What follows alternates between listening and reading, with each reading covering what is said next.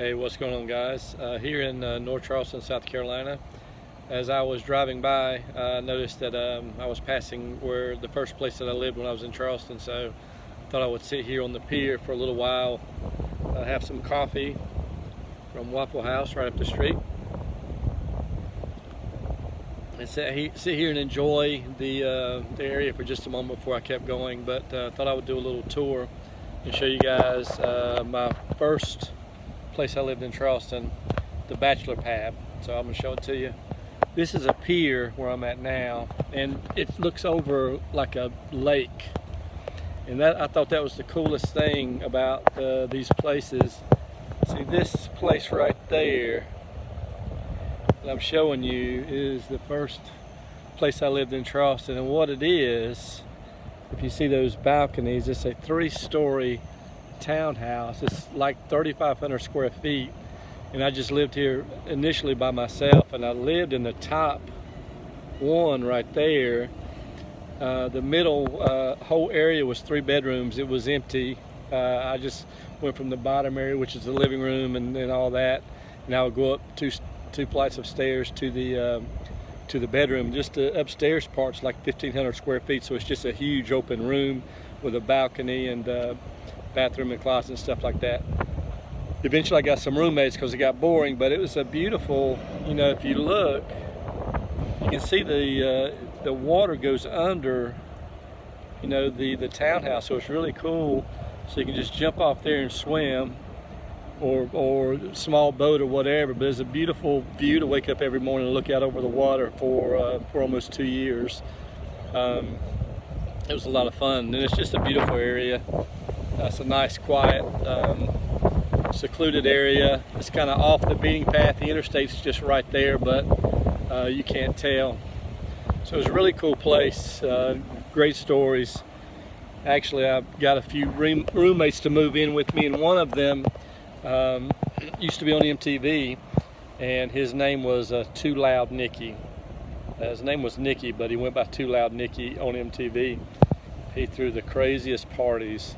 I would wake up at 3 and 4 in the morning and they would still be going. There's people out jumping in the water.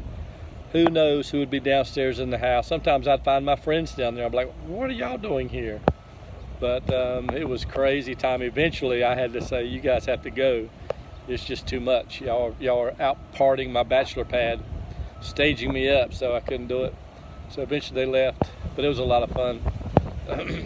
And I just remember that I just found waking up, looking over the water every morning, just inspiring. And I think that may have been where I got my inspiration addiction. Now I find myself having to be inspired all the time, whether it be the drive to work, I've got to see something that inspires me, or, having a movie room at home where, I can hear movies loud and stuff like that, whatever that is that work that inspires. I've got that inspiration addiction now that I have to have. I have to live somewhere that inspires me. I have to do things that inspire me. It's just what makes me tick now. So I remember when I left here, Tab and I actually, and we moved to Johns Island, South Carolina, which is a gorgeous, very natural island. A lot of overhanging trees and the Spanish moss and all that stuff all in the trees. I forget the name of the plantation that's right there. Fenton Hall. We lived right by Fenton Hall Plantation, which is a Revolutionary War plantation that the house is still there, and we actually knew the owners of it. We would talk with them sometimes. It's very cool. But I would drive to work, and it was important to me because I would drive across Johns Island, over into Charleston, over City Harbor, look at the yachts, look at the water, and just was a very scenic and beautiful drive, and that fed me. I had to do that every day. And at the time, I think I had a Jeep Cherokee and a Jeep Wrangler, and I would usually drive that lifted Wrangler. I'd usually drive that. I'd have the windows down in the evening or in the mornings, and I fed off that inspiration. It was very important to me to be able to see those things, and that drove me. It kind of accelerated me to kind of try to be a little better just by seeing those things. And ever since then, I've had to have those things, in my life.